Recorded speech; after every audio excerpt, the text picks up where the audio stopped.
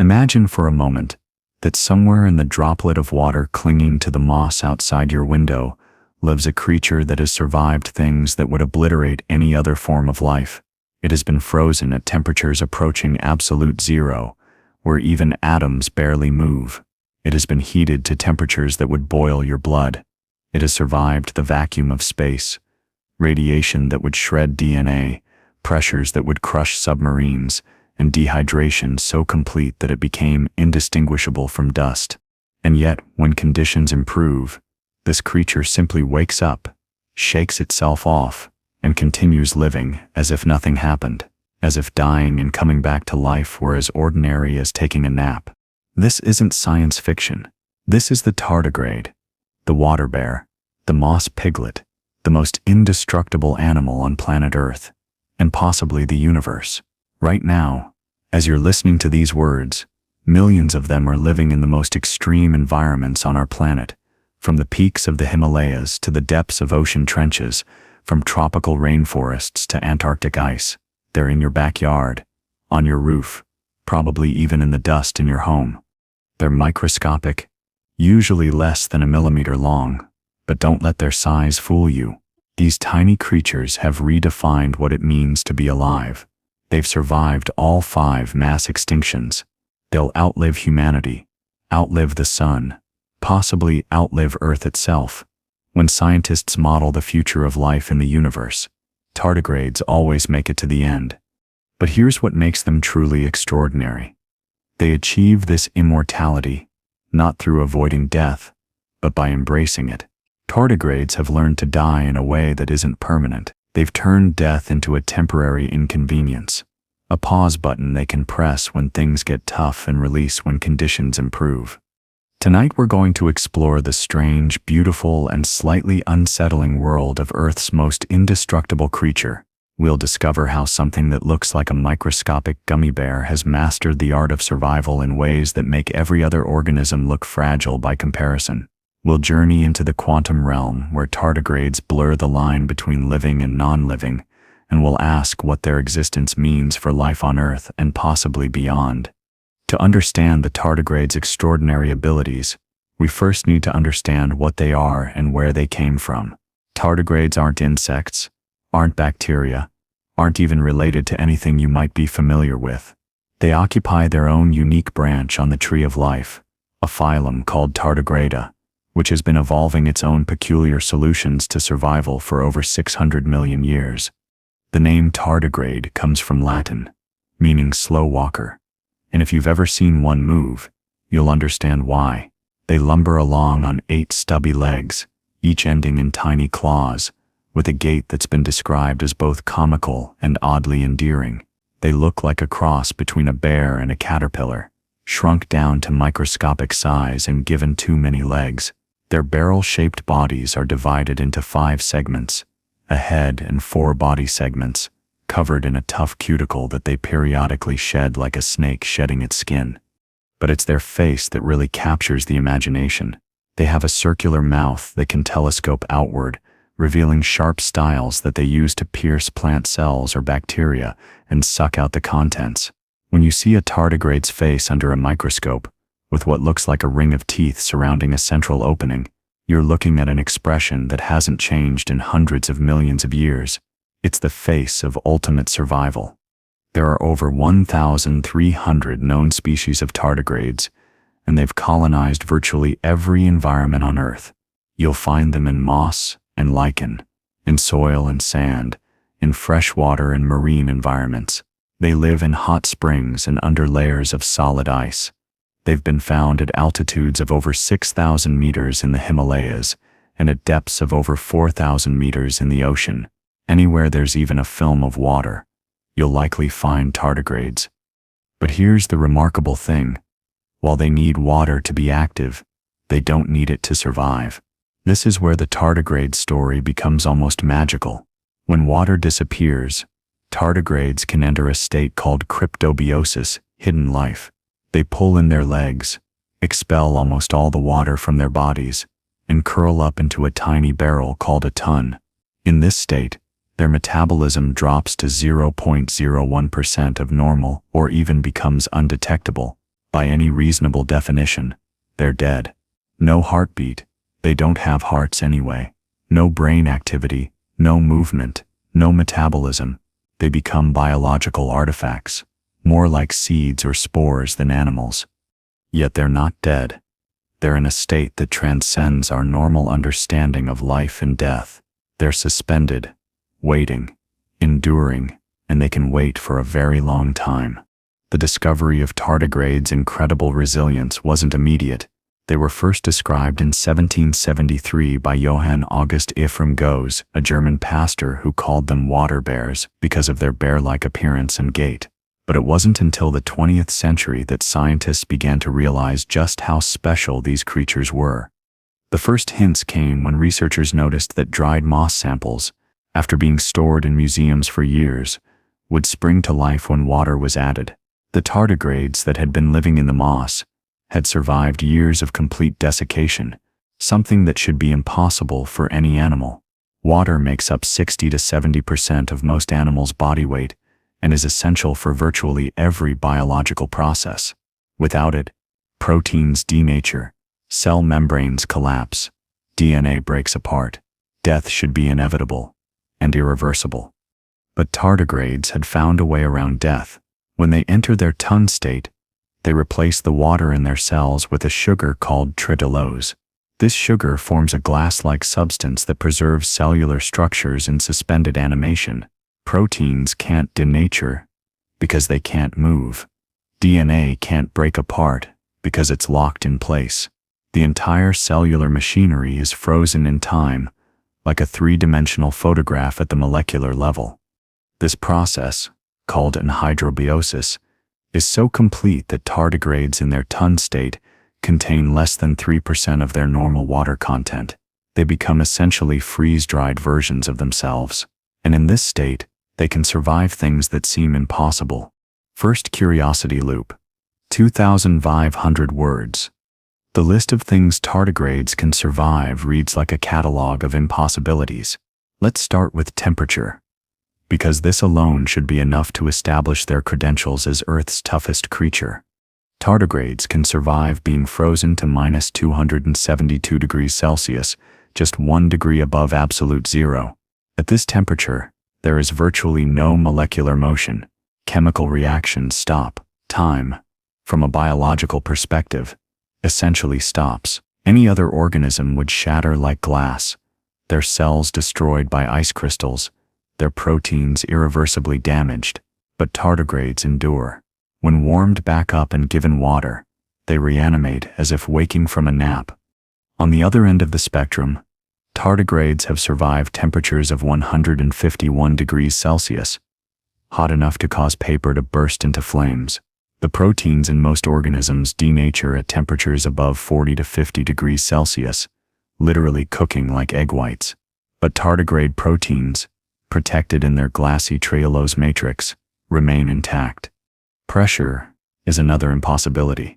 Tardigrades can survive pressures of 6,000 atmospheres, 6 times greater than the pressure at the deepest point in Earth's oceans. At this pressure, most organisms would be crushed into organic paste. But tardigrades, perhaps because they're already so small and their ton state is so compact, simply endure. They can also survive in a complete vacuum. Space is the ultimate hostile environment. No air, no pressure, extreme temperature fluctuations, and deadly radiation.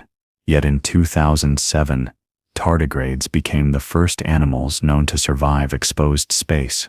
The European Space Agency's Photon MAVE-3 mission exposed tardigrades to the vacuum of space for 10 days.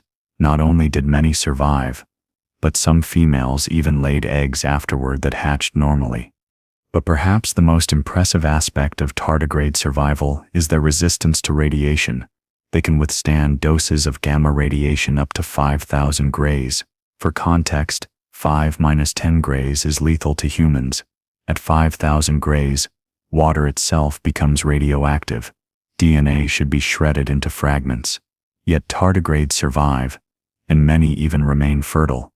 How is this possible? The answer lies in a unique set of proteins that tardigrades produce, unlike anything found in other animals. In 2016, researchers discovered what they called damage suppressor DISA proteins.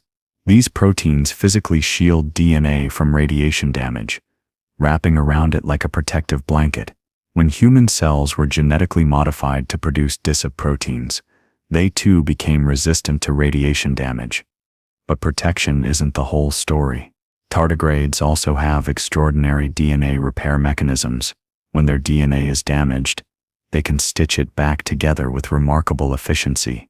They have multiple copies of DNA repair genes, and these genes are expressed at high levels even under normal conditions, as if tardigrades are constantly preparing for catastrophe.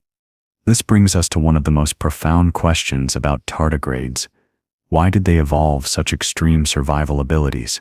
After all, they don't live in space or at absolute zero temperatures in nature. The leading theory is that these abilities are actually byproducts of adaptation to a much more common environmental stress: drying out. Tardigrades live in habitats that frequently dry up: moss, lichen, temporary pools. To survive these regular desiccation events, they evolved the ability to enter cryptobiosis, but the mechanisms that protect against drying, the trehalose glass, the DNA-protecting proteins, the suspended animation, also happen to protect against other extremes. It's like developing a suit of armor to protect against arrows, and discovering it also works against bullets, lasers, and nuclear weapons. The implications of tardigrade biology extend far beyond Earth. If life can survive the conditions that tardigrades endure, then life could potentially survive almost anywhere in the universe. Mars, with its thin atmosphere, radiation, and temperature extremes, tardigrades could handle it. The moons of Jupiter and Saturn, with their ice and radiation, probably survivable for tardigrades. The vacuum of space itself, already proven. This has led to serious scientific discussion about panspermia, the idea that life could spread between planets and even solar systems. If tardigrades or similar organisms could survive space, they could theoretically travel between worlds on meteorites or comets, spreading life throughout the universe. We might all be descendants of microscopic travelers that survive journeys through the void. In fact, tardigrades have already colonized space, though not intentionally. In 2019, the Israeli spacecraft Bereshit crashed on the moon, carrying thousands of tardigrades in their cryptobiotic state. They're likely still there, waiting on the lunar surface. If humans ever return to that crash site, even centuries from now, those tardigrades might still be revivable. We've accidentally created a lunar backup of Earth life. The study of tardigrades has revolutionized our understanding of what's possible in biology. They've shown us that the boundary between life and death isn't as clear as we thought. In their ton state, tardigrades fail every traditional test for life. They don't metabolize, don't respond to stimuli, don't grow, don't reproduce. Yet they retain the potential for all these things. They exist in a third state between life and death, a state that might be more common in the universe than we realize. This has practical applications beyond satisfying scientific curiosity. Understanding how tardigrades preserve biological structures could revolutionize medicine. Imagine being able to preserve organs for transplant indefinitely, or putting critically injured patients in suspended animation until they can be treated. The military has funded research into tardigrade proteins for preserving blood products and vaccines without refrigeration. The applications seem limited only by our imagination. But tardigrades also raise profound philosophical questions. If something can be dead by all measurable standards, and then return to life, what does death mean? If tardigrades in their ton state aren't alive but aren't dead, what are they? These questions might seem academic until you realize that we're developing the technology to do similar things with humans. Cryonics, freezing people after death in hopes of future revival, is essentially an attempt to achieve what tardigrades do naturally. Recent research has revealed even more extraordinary aspects of tardigrade biology. They don't just survive extremes, they adapt to them in real time. When exposed to gradually increasing radiation, tardigrades can increase their radiation tolerance even further.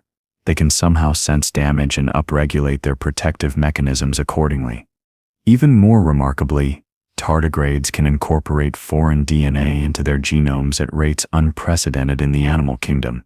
Up to 17% of tardigrade DNA appears to come from other organisms, bacteria, plants, fungi, even archaea. This horizontal gene transfer, common in bacteria but rare in animals, might be another secret to their adaptability. They're not just evolving, they're borrowing successful genes from other organisms. This genetic flexibility extends to their reproduction. While many tardigrades reproduce sexually, others reproduce through parthenogenesis, females producing offspring without males. Some species can switch between sexual and asexual reproduction depending on conditions. It's as if they have backup plans for their backup plans. One of the most cutting-edge areas of tardigrade research involves quantum biology, the study of quantum mechanical phenomena in living systems. When tardigrades enter their tun state, they might be exploiting quantum effects to achieve their extraordinary preservation. In the glassy tree-cellulose matrix that replaces water in tardigrade cells, molecules are locked in place so rigidly that quantum coherence, the maintenance of quantum states, might be possible. This could explain how biological molecules remain functional after exposure to conditions that should destroy them. If proteins and DNA exist in quantum superposition during cryptobiosis, they might be protected from damage in ways classical physics can't explain. Some researchers have proposed that tardigrades might even use quantum entanglement to coordinate the simultaneous shutdown and revival of millions of cells. The synchronization required for successful cryptobiosis is so precise that classical chemical signaling might not be sufficient. Quantum entanglement could allow instantaneous coordination across the entire organism. This isn't just speculation. Experiments have shown that certain proteins in tardigrades exhibit quantum tunneling effects that allow them to function at temperatures where classical chemistry says they shouldn't. Electrons can tunnel through energy barriers, allowing chemical reactions to proceed even when the organism appears frozen. The evolutionary history of tardigrades is as remarkable as their survival abilities. Fossil evidence suggests they diverged from other animals over 600 million years ago, during the Precambrian period. This means they've survived every mass extinction event in Earth's history, from the Permian-Triassic extinction that killed 90% of species to the asteroid that ended the dinosaurs. But their evolution hasn't been static. Different tardigrade species have evolved different survival strategies. Marine tardigrades, living in stable ocean environments, have less extreme cryptobiotic abilities than their terrestrial cousins. This suggests that extreme survival abilities come with a cost. Energy that could be used for growth or reproduction is instead invested in survival mechanisms. The evolution of cryptobiosis appears to have happened multiple times independently in different tardigrade lineages. This convergent evolution suggests that the ability to enter suspended animation provides such a significant survival advantage that it's been selected for repeatedly. Interestingly, tardigrades aren't the only organisms with cryptobiotic abilities. Certain nematodes, rotifers, and even some plants can enter similar states, but none approach the tardigrade's mastery of death-defying survival. Tardigrades have taken cryptobiosis to an extreme that borders on the impossible. The process by which tardigrades enter and exit cryptobiosis is a carefully orchestrated molecular dance that scientists are only beginning to understand. It's not simply a matter of drying out. It requires precise control of hundreds of genes and thousands of proteins. When a tardigrade senses that its environment is becoming inhospitable, it begins producing massive amounts of intrinsically disordered proteins, IDPs. These proteins have no fixed structure in their normal state, but as the tardigrade dries out, they form a glass-like matrix that stabilizes all other cellular components. It's like pouring liquid glass around everything in a cell, preserving it perfectly. The production of trellose, the sugar that replaces water, is equally remarkable. Tardigrades can increase trellose production by over 20-fold in a matter of hours. This sugar doesn't just fill space, it forms hydrogen bonds with proteins and DNA that normally would bond with water, maintaining their structure even in the absence of water. Heat shock proteins, normally produced in response to temperature stress, are constitutively expressed in tardigrades. They're always ready for disaster. These proteins act as molecular chaperones, helping other proteins maintain their shape under stress and refolding them if they denature. The revival process is equally complex. When water returns, tardigrades don't just rehydrate like a sponge. They carefully control water uptake to prevent osmotic shock that could burst their cells. Repair enzymes immediately go to work fixing any damage that occurred during cryptobiosis. Antioxidant systems scavenge free radicals produced during revival.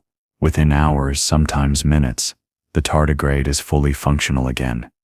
Tardigrades occupy a unique ecological niche. Or rather, they occupy almost every ecological niche.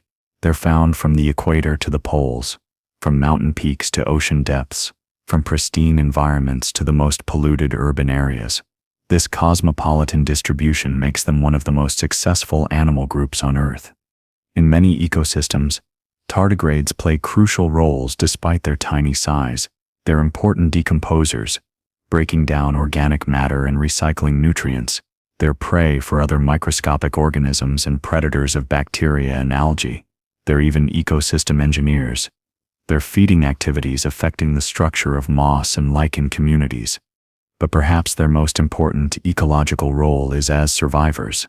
After environmental catastrophes that wipe out other organisms, tardigrades are often the first to recolonize.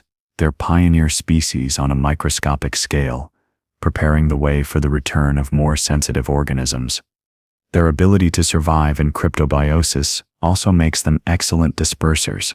Dried tardigrades can be carried by wind for thousands of miles, colonizing new habitats wherever they land.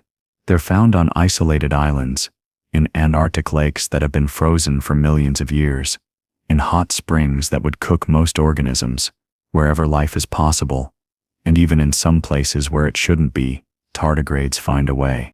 The idea of tardigrades as space travelers isn't just science fiction speculation. It's been tested experimentally multiple times. Beyond the 2007 Photon Mulvers 3 mission, tardigrades have been exposed to simulated Martian conditions, lunar conditions, and the conditions of various moons of Jupiter and Saturn. In almost every case, some tardigrades survived. In one experiment, tardigrades survived exposure to cosmic radiation levels that would be encountered on a 6-month journey to Mars.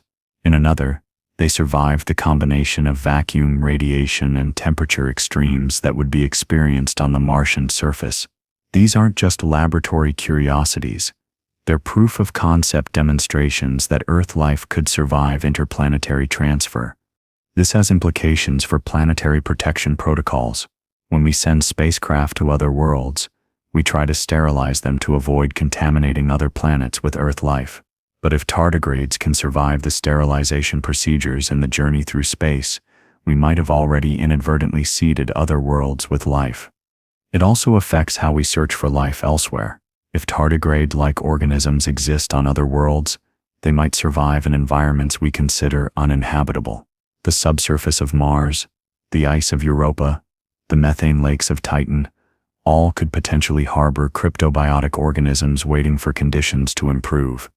The medical applications of tardigrade biology are only beginning to be explored, but they could revolutionize healthcare. The ability to preserve biological materials without freezing or chemical fixation could transform everything from organ transplantation to vaccine distribution. Currently, organs for transplant can only be preserved for hours or at most days. But if we could induce a tardigrade-like state in human organs, they could potentially be preserved indefinitely. This would eliminate the frantic rush to match donors with recipients and could create organ banks where tissues wait for patients rather than patients waiting for tissues. Blood preservation is another promising application. Currently, blood products have limited shelf lives and require careful temperature control. But blood cells engineered with tardigrade proteins could potentially be dried and stored at room temperature, then reconstituted when needed. This could revolutionize emergency medicine, military medicine, and healthcare in developing countries where refrigeration is unreliable. Vaccine stabilization using tardigrade proteins is already being tested. Many vaccines require constant refrigeration, making distribution in remote or resource-poor areas challenging. But vaccines protected by tardigrade-inspired preservation could remain stable at ambient temperatures for months or years. Perhaps most ambitiously, some researchers are exploring whether humans could be put into reversible cryptobiosis for long-duration space travel or emergency medical situations. While we're far from achieving this, understanding how tardigrades suspend and resume life processes is the first step toward making science fiction medical procedures reality. While tardigrades are often called the toughest animals on Earth, they're not the only organisms with extraordinary survival abilities. Comparing them to other extremophiles helps us understand what makes tardigrades unique. The bacterium Deinococcus radiodurans can survive radiation doses even higher than tardigrades, up to 15,000 grays, but it achieves this through rapid DNA repair rather than prevention of damage. It's constantly fixing itself rather than protecting itself. Some archaebacteria can live in boiling water or acid that would dissolve metal, but they're adapted to these specific conditions. They can't survive the range of extremes that tardigrades can. Certain nematodes can survive decades of desiccation, and some plant seeds can remain viable for thousands of years, but none combine the range of survival abilities that tardigrades possess. Tardigrades aren't specialists in surviving one type of extreme. They're generalists capable of surviving almost anything. What makes tardigrades unique is their animal complexity combined with their extremophile abilities. They have nervous systems, digestive systems, reproductive systems, all the complexity of animal life, yet they can survive conditions that much simpler organisms cannot. They've achieved a level of resilience that seems to violate the general rule that complexity breeds fragility. Tardigrades force us to reconsider fundamental questions about the nature of life and death. In Western philosophy and medicine, death is typically considered irreversible. Once the complex organization of life is lost, it cannot be recovered. But tardigrades routinely lose all measurable signs of life, and then recover completely. This challenges our definitions. If tardigrades in cryptobiosis aren't alive, are they dead? If they're dead, how do they return to life? If they're neither alive nor dead, what are they? These aren't just semantic questions. They have practical implications for fields like cryonics, emergency medicine, and even space exploration. Some philosophers have proposed that tardigrades in cryptobiosis exist in a third state, potential life. They have all the information and structures necessary for life, preserved but inactive. It's like a computer that's turned off. All the programs and data are there, but nothing is running.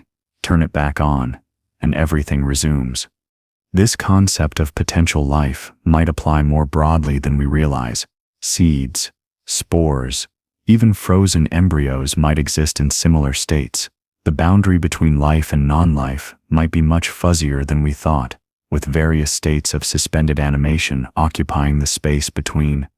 As Earth faces rapid climate change, understanding organisms like tardigrades becomes increasingly important.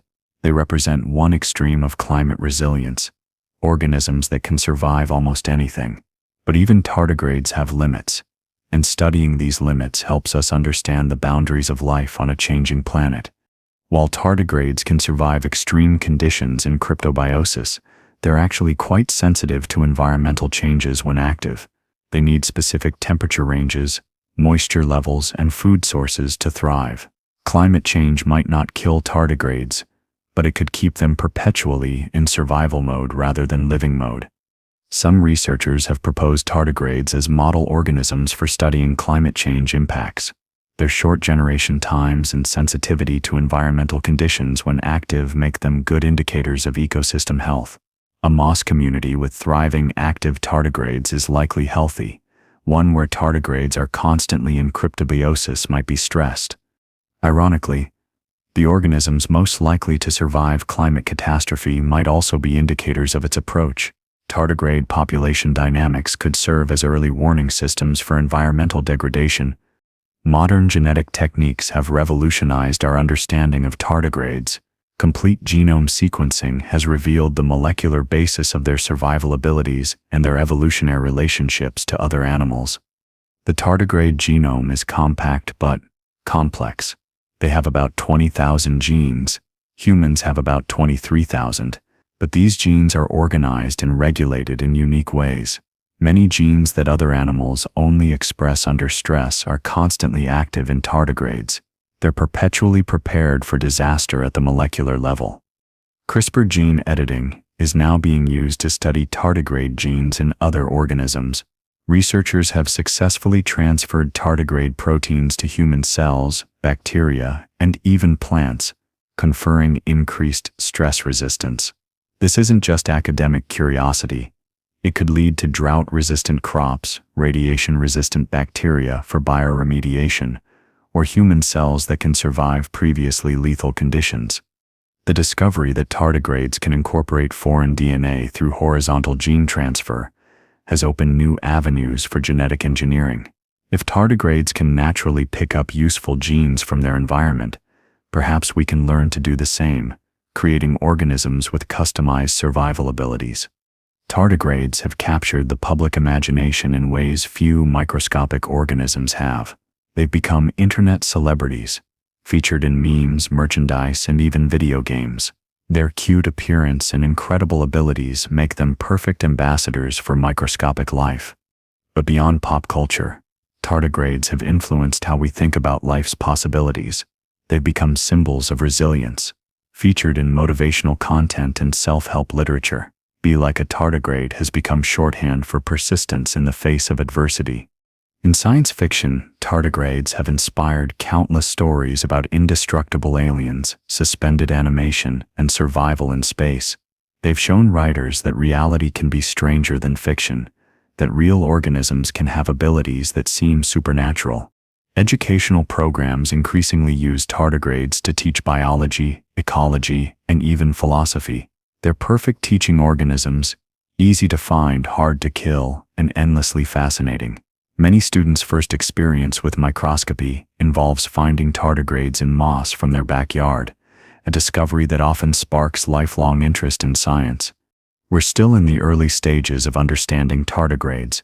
New species are discovered regularly, each with unique adaptations and abilities. New survival mechanisms are identified, new proteins discovered, new applications proposed. Future research directions include synthetic biology approaches to creating artificial organisms with tardigrade-like abilities. Researchers are working on minimal synthetic cells that can enter cryptobiosis, potentially creating the simplest possible surviving organisms. Biomimetic materials inspired by tardigrade proteins, materials that can protect delicate electronics or biological samples from extreme conditions, self-healing materials that repair damage like tardigrades repair their DNA, and preservation media that maintain biological activity without water. Evolutionary studies to understand how cryptobiosis evolved and whether it can be induced in organisms that don't naturally have it. If we understand the evolutionary pathways to cryptobiosis, we might be able to engineer it into other organisms. Astrobiological research, using tardigrades as model organisms for potential extraterrestrial life. Tardigrades in simulated alien environments help us understand what kinds of life might be possible elsewhere in the universe. Medical applications from organ preservation to emergency medicine to potential suspended animation for humans. Every aspect of tardigrade biology might have applications in human health. What can tardigrades teach us beyond their scientific applications? Perhaps their greatest lesson is about resilience, not the kind that powers through adversity, but the kind that knows when to pause, when to wait, when to conserve energy for better times. Tardigrades don't fight extreme conditions. They accept them. They don't waste energy maintaining life. When life isn't sustainable, they shut down, preserve what's essential, and wait. When conditions improve, they return, no worse for wear.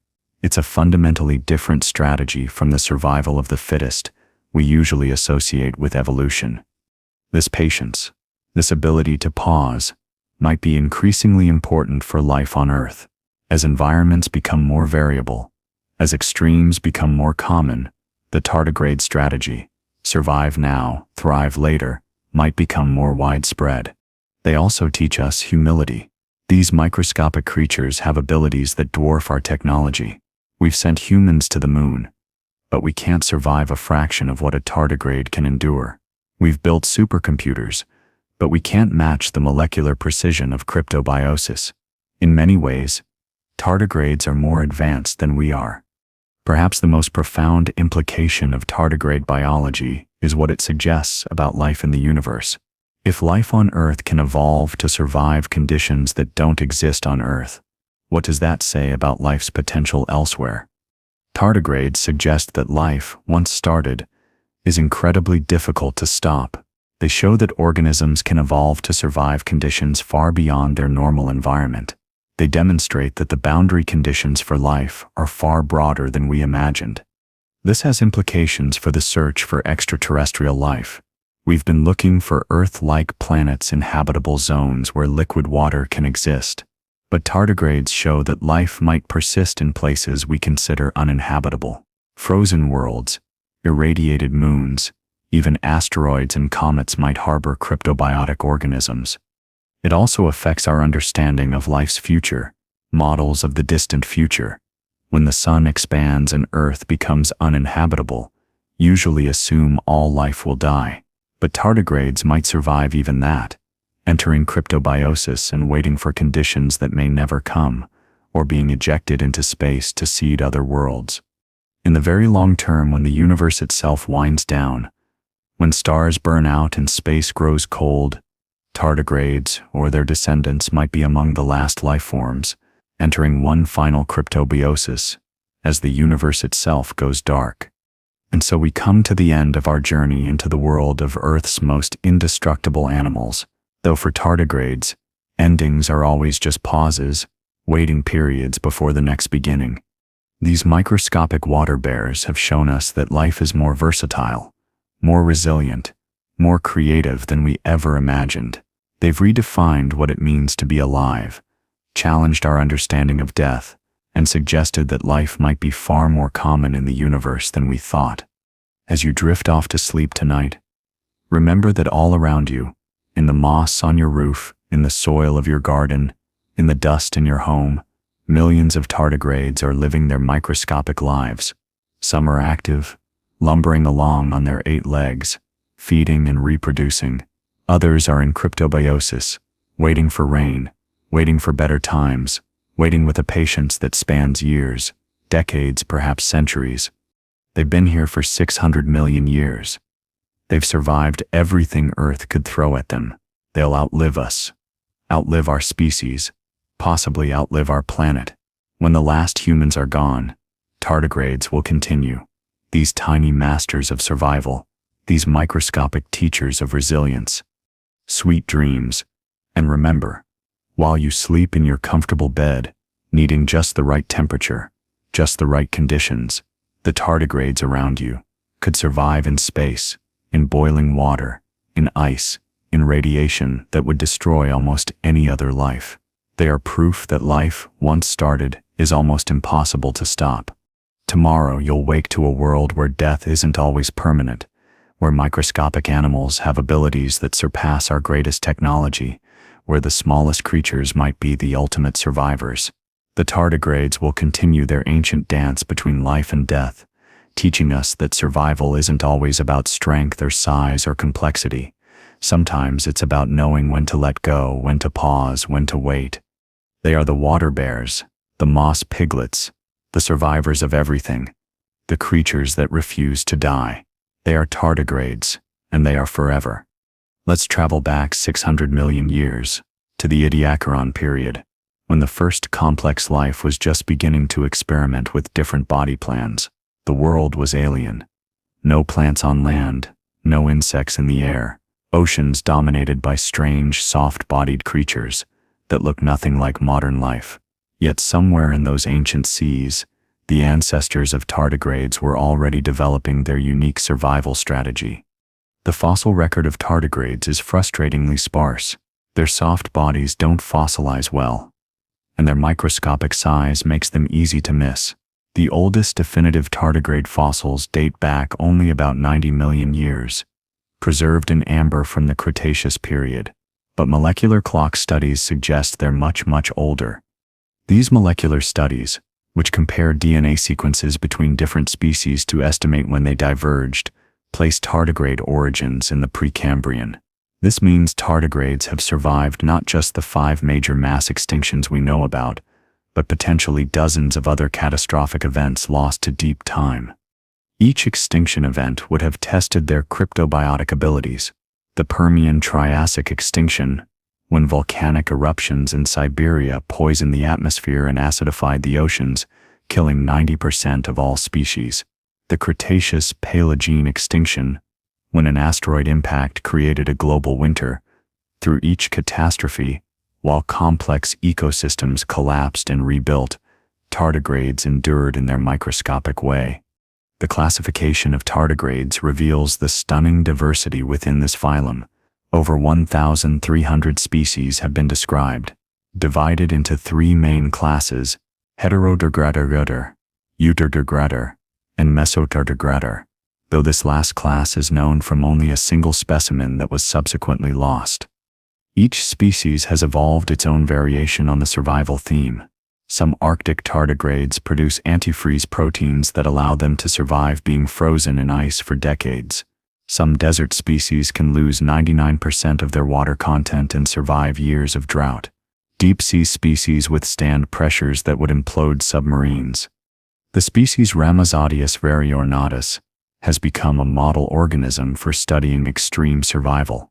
It's one of the toughest of the tough, able to survive conditions that kill other tardigrades. Researchers have sequenced its genome and found it has extra copies of DNA repair genes and unique proteins that protect against radiation damage. Milnesium tardigradum, another well-studied species, shows remarkable behavioral adaptations. When it senses environmental stress approaching, dropping humidity, rising temperature, it begins preparing for cryptobiosis hours before conditions become lethal. It's not just reacting to crisis, it's anticipating and preparing. The entry into cryptobiosis isn't a simple shutdown. It's a carefully orchestrated molecular symphony that involves thousands of genes turning on and off in precise sequence.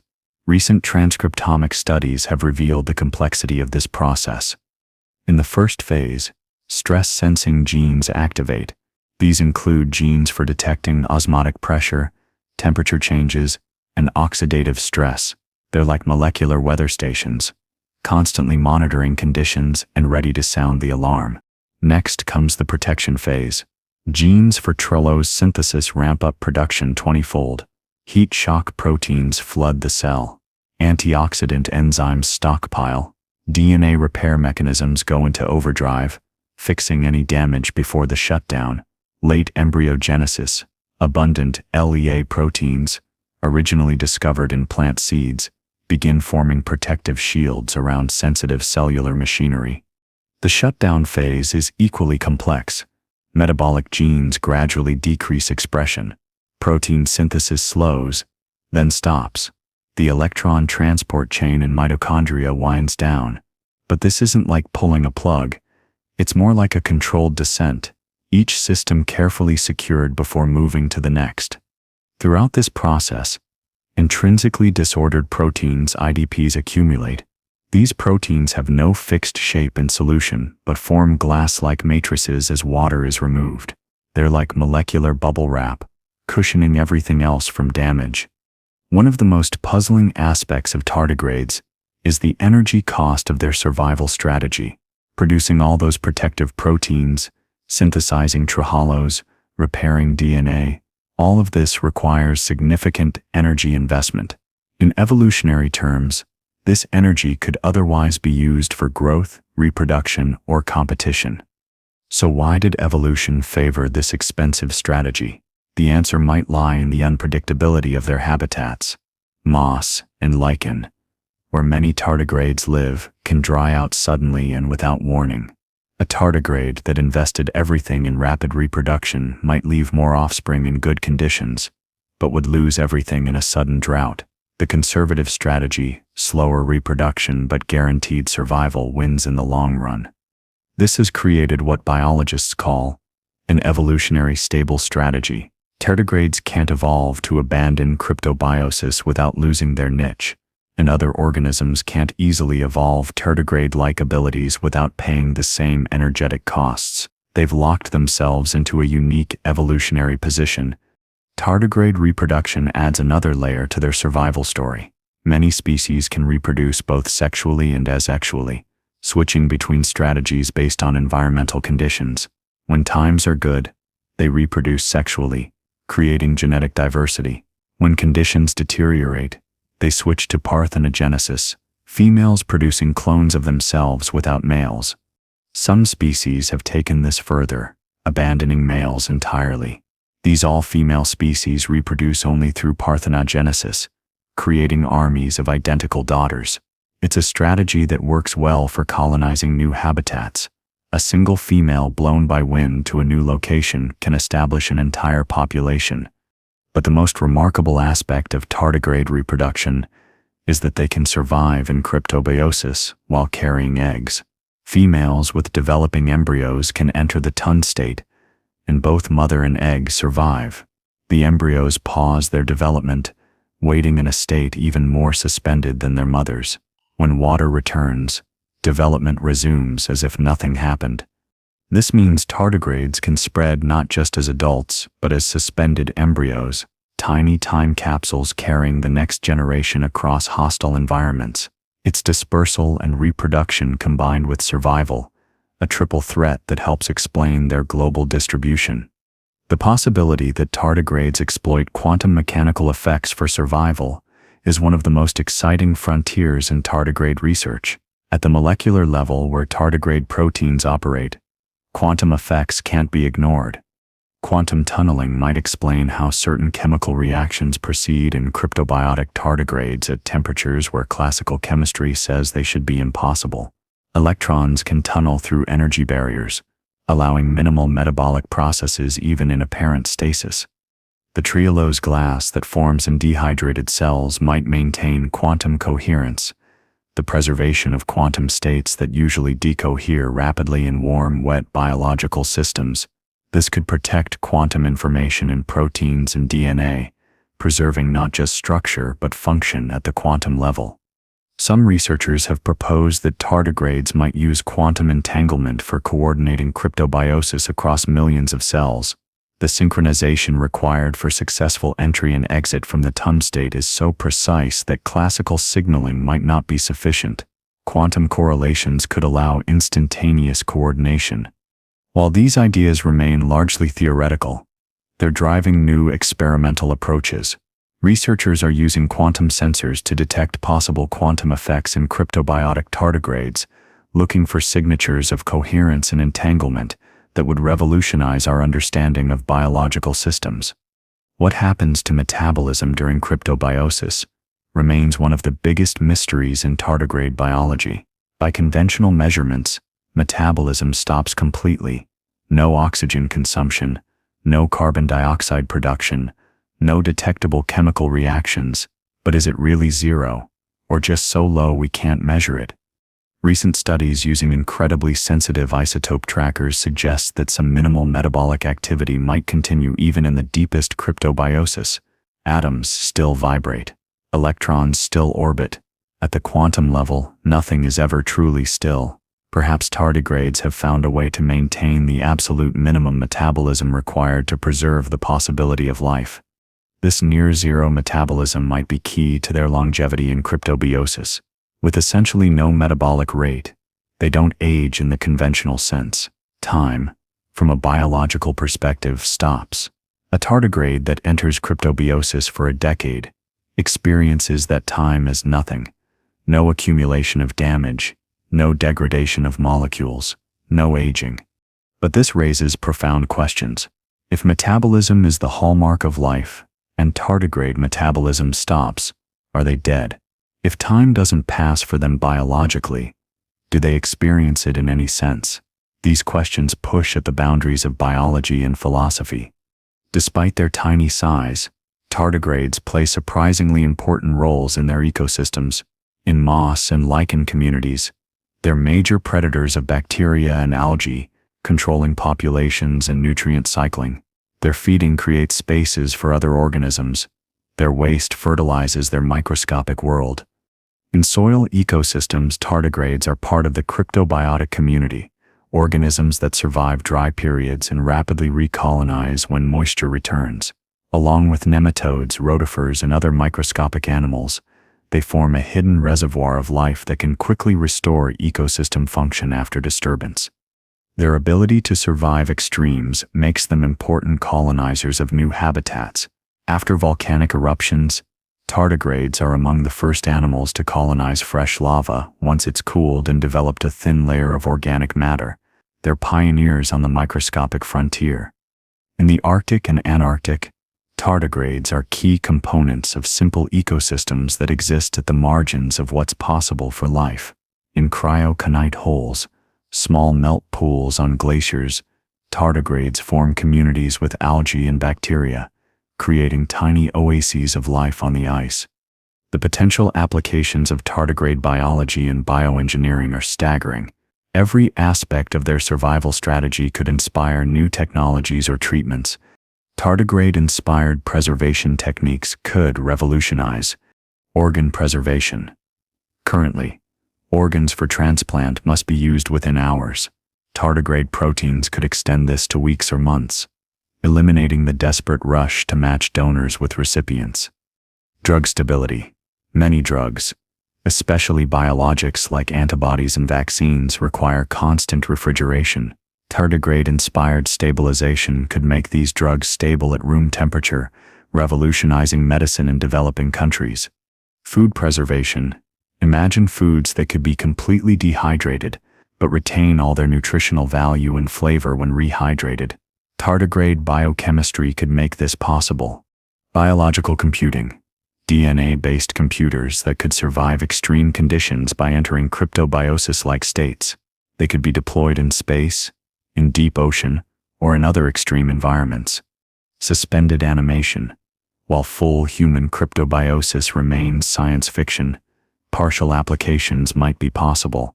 Inducing cryptobiosis-like states in specific organs or tissues during surgery or trauma could save lives. Tardigrades have fundamentally changed how we think about astrobiology, the study of life in the universe. They've shown that life can survive conditions far beyond what we find on Earth, expanding the potential habitable zone dramatically. Mars, with its thin atmosphere, extreme cold, and high radiation, was once thought completely hostile to life, but tardigrades could survive on the Martian surface, at least in cryptobiosis. If Earth life can survive on Mars, perhaps Martian life, if it ever existed, could survive too. Europa and Enceladus, moons of Jupiter and Saturn respectively, have subsurface oceans beneath their icy crusts. The pressure, cold, and radiation at their surfaces would kill most Earth life. But tardigrades could potentially survive the journey through the ice and possibly even thrive in the oceans below. Even more speculatively, tardigrades suggest that life might survive in space itself, not thriving, but persisting in cryptobiosis, waiting for the rare occasions when conditions allow brief periods of activity.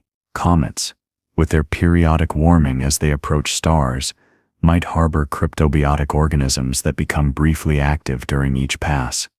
This has led to serious scientific consideration of directed panspermia, deliberately seeding other worlds with life. If we wanted to spread Earth life throughout the galaxy, tardigrades would be ideal candidates. They could survive the journey and potentially colonize any world with even marginal habitability. Do tardigrades have consciousness? It's a question that seems absurd at first. They have only about 1,000 neurons compared to our 86 billion, but they show behaviors that suggest some form of awareness. Tardigrades can learn. They show habituation, decreased response to repeated harmless stimuli. They show sensitization, increased response to harmful stimuli. They can navigate complex three-dimensional environments, remember food locations, and modify their behavior based on experience. Some species show what appears to be play behavior, movements that serve no obvious survival function but which they perform repeatedly. They interact with objects in their environment in ways that suggest curiosity rather than mere reflex. But what happens to consciousness? If it exists during cryptobiosis, does it pause like everything else? Is there any subjective experience of time passing, or is revival like waking with no sense of duration? These questions might seem purely philosophical, but as we develop technologies inspired by cryptobiosis, they become practical concerns. Tardigrades are emerging as important indicators of climate change. Their presence, absence, and activity levels in various habitats provide information about environmental health and change. In the Arctic, where warming is most pronounced, tardigrade communities are shifting. Species that were restricted to lower latitudes are moving north. Arctic specialists are retreating to ever smaller refuges. The timing of their emergence from cryptobiosis is changing as seasons shift. In mountains, tardigrades are moving upslope as temperatures rise, but mountains have summits. Eventually, there's nowhere higher to go. Some high-altitude specialists may be among the first tardigrade extinctions due to climate change. In cities, tardigrades are adapting to urban heat islands and pollution.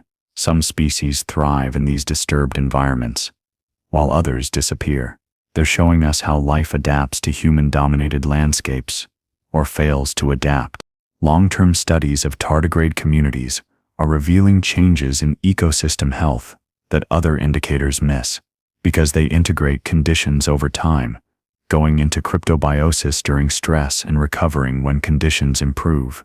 They provide a cumulative measure of environmental quality. Tardigrades don't survive extremes alone. They're part of communities of extremophiles that together push the boundaries of life. Understanding these communities helps us understand how life persists in marginal environments. In hot springs, tardigrades live alongside thermophilic bacteria and archaea. The bacteria provide food. The tardigrades control bacterial populations, and together they create a stable ecosystem in boiling water. In Antarctic ice, tardigrades share their frozen world with psychrophilic cold-loving bacteria, algae, and fungi. These organisms modify their microenvironment, creating liquid water pockets where life can persist even in solid ice. In highly radioactive environments, like the cooling ponds of nuclear reactors, tardigrades live with radioresistant bacteria like Deinococcus radiodurans. Together they form communities that thrive, where radiation would kill most life.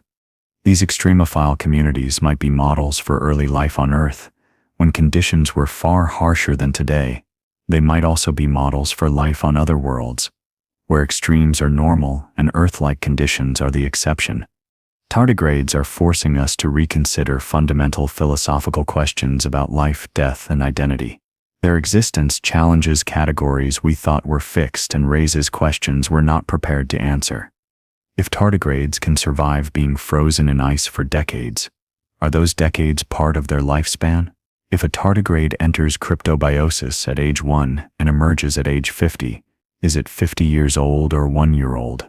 Does time pass for an organism with no metabolism? The possibility of reversible death raises questions about identity. If all metabolic processes stop and then restart, is it the same organism?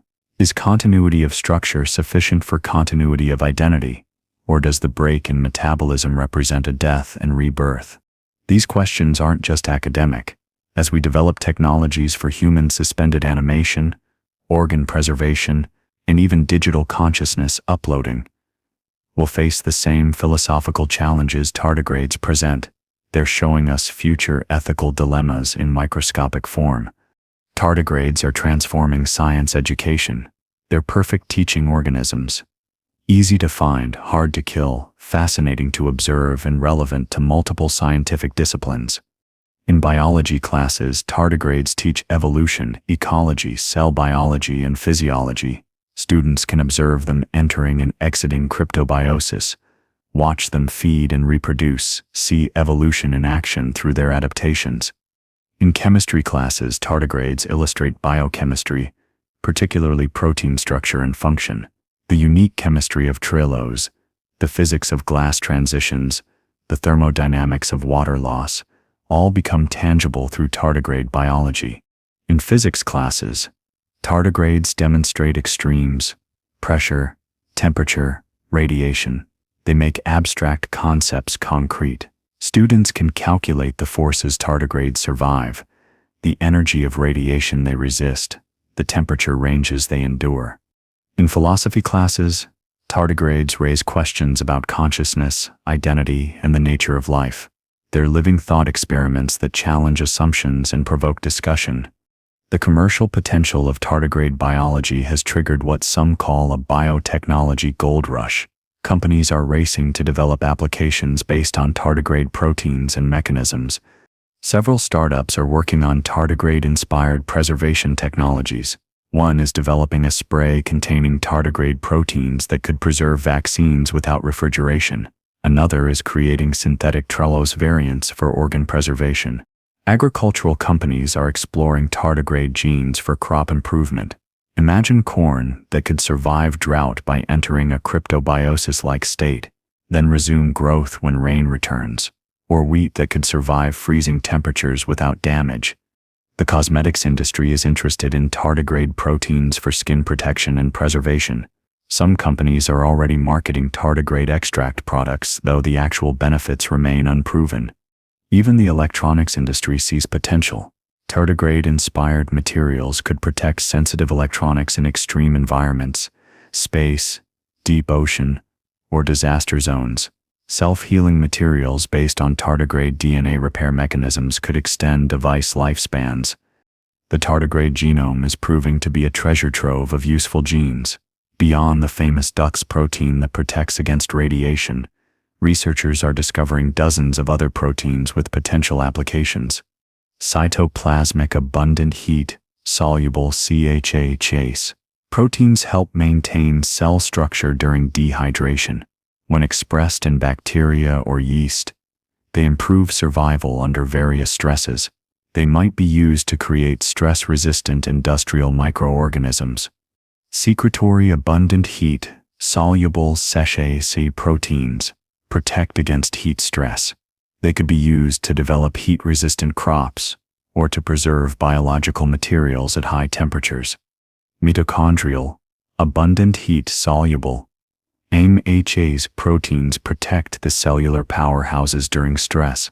They might be used to prevent mitochondrial damage in human diseases or to improve cellular energy production under stress. Each newly discovered protein opens new possibilities.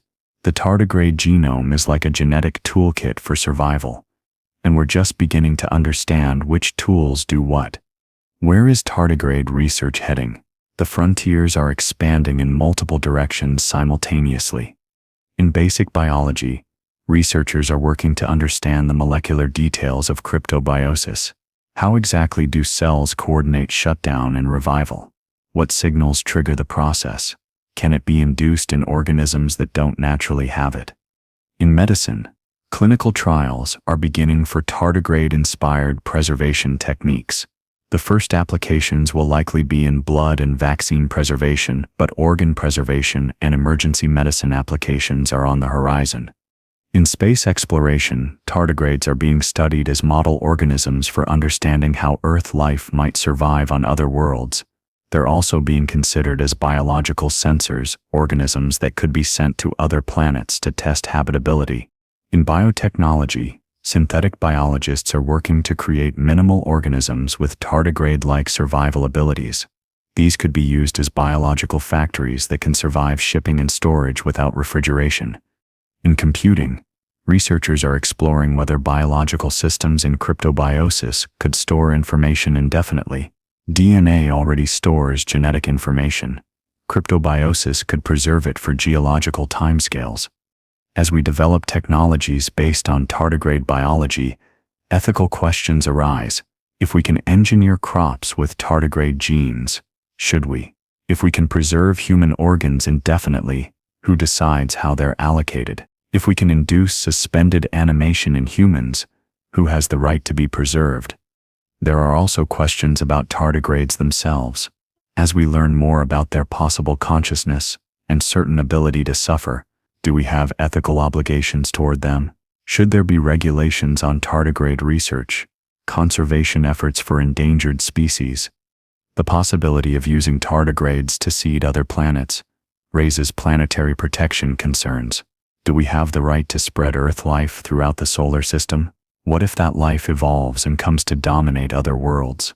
These ethical questions don't have easy answers, but tardigrades force us to confront them. They're not just scientific curiosities. They're living beings that challenge our moral frameworks. From a geological perspective, tardigrades represent one of evolution's most successful experiments. They've survived for 600 million years.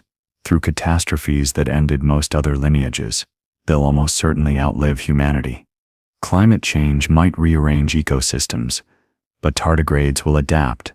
Nuclear war might devastate the biosphere, but tardigrades will survive in their cryptobiotic state. Even if Earth becomes uninhabitable for complex life, tardigrades might persist, waiting for conditions that may never return.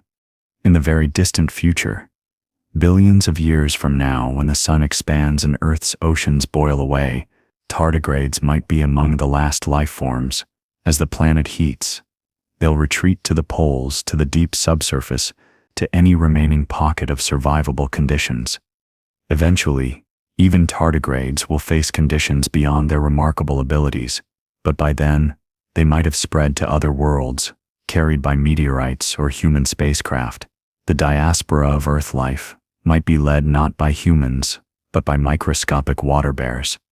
In the ultimate timeline of the universe, as stars burn out and space grows cold, frozen in the void, carrying the information of billions of years of evolution, waiting for a revival that will never come, or perhaps for conditions we can't imagine in a universe we don't yet understand. As we complete our journey through the remarkable world of tardigrades, we're left with a sense of awe at what evolution can achieve. These tiny creatures, invisible to the naked eye, have solved problems that our most advanced technology can't match. They've shown us that life is far more resilient than we imagined, that death isn't always permanent, that survival doesn't require size or strength or complexity. Sometimes it just requires the ability to wait. As you drift off to sleep tonight, remember that you're surrounded by these microscopic miracles, in every handful of moss, in every drop of pond water, in the dust floating through your room. Tardigrades are living their extraordinary lives. Some are active, feeding and reproducing. Others are in cryptobiosis, waiting for rain that might come tomorrow or in 1,000 years. They've been here since before the dinosaurs, before fish, before plants colonized land. They've survived ice ages and asteroid impacts, volcanic catastrophes and mass extinctions. They've traveled through space, survived radiation that would destroy most life, endured temperatures from near absolute zero to beyond boiling. And through it all, they've remained essentially unchanged. Small, stubby-legged, oddly cute creatures that look like microscopic bears. They haven't evolved into complex forms or developed advanced intelligence. They've simply perfected the art of survival. In a universe that often seems hostile to life, tardigrades are proof that life finds a way, not through aggression or competition, but through patience and resilience. They don't fight the universe's extremes. They accept them, endure them, and wait for better times. Perhaps that's their greatest lesson for us. In our rush to control and conquer, to expand and exploit, we might learn from creatures that have mastered the art of simply enduring. They show us that sometimes the best strategy isn't to fight, but to wait, not to resist, but to adapt, not to dominate, but to persist.